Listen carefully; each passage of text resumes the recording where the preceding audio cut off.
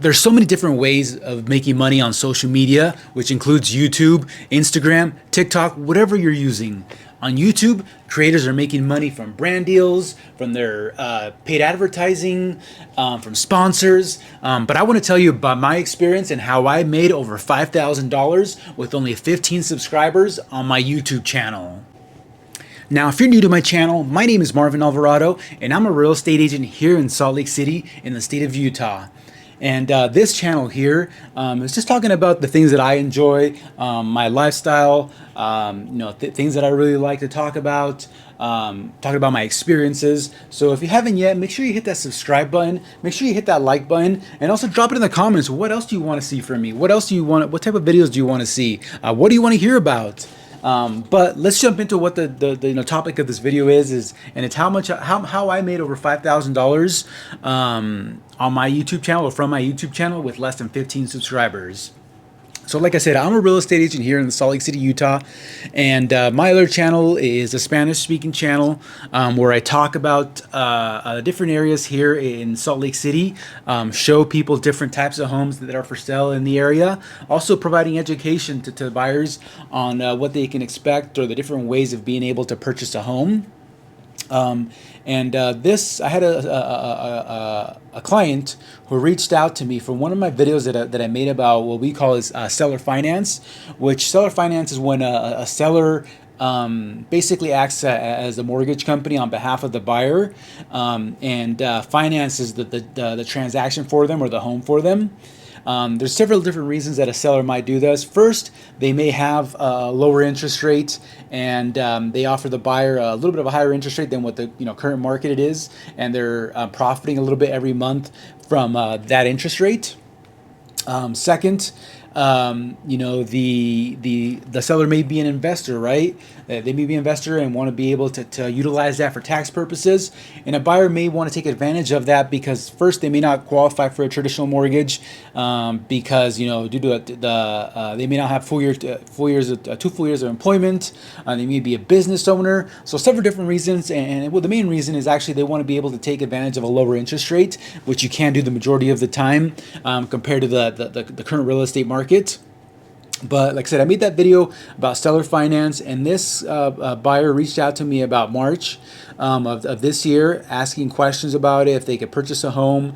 The problem is that they didn't have a whole lot down to purchase a home, so I knew that it was going to be tricky up front. I sent them a bunch of homes, in the last few months, but about early July, I found a home and talked to the listing agent, where the seller was an investor, so they were very flexible when it came to the terms that they were willing to offer.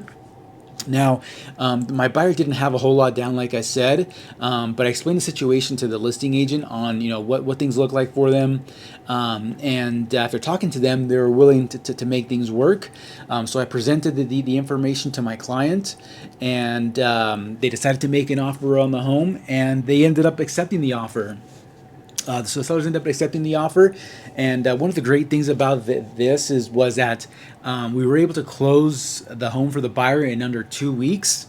And without making this video, I wouldn't have been able to get in front of this person and have this person see my videos and them reach out to me. And what the most amazing thing about this was that I had under 15 subscribers when this person reached out to me asking questions about them buying a home. Which is awesome, and I really do. I am grateful for the opportunity of them reaching out to me and allowing me to help them. But from this, transaction in home of the sale of this home, like I said, I made over $5,000 by working with this buyer for a couple months, showing them a couple of different homes, and then finding the right home for them, and being able to negotiate the terms that they needed in order to be able to get their dream home. Which, like I said, at the beginning, I thought was going to be nearly impossible, just because they had such a low amount that they were able to put down. But because they did go through the seller finance process and not the traditional mortgage process, they got tons of different benefits. First, they were able to close on the home quickly. They didn't have to go through the hassle of applying for a mortgage, and lastly, they were able to negotiate the terms that they needed, right? And 2 weeks prior to them moving into their house, they had no idea that home ownership was possible for them. But at the end of the day, YouTube is such a powerful tool. Regardless of what line of business you're in, what you're looking to do, if you're just looking to push your content out, there's so many different ways that you can make money. Now, if you're a real estate agent and have questions about what I've done, because I do also have a separate English channel where I talk about the same things that I talk about in my Spanish. Granted, my English channel is a little bit more established and has more subscribers.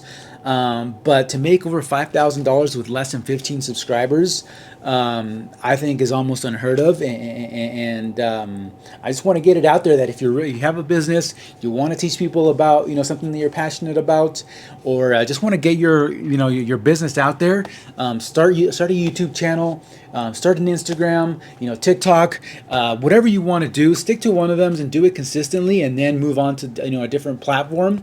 That's what I did. I started with Instagram, and then I moved over to YouTube, and now I'm doing both of them.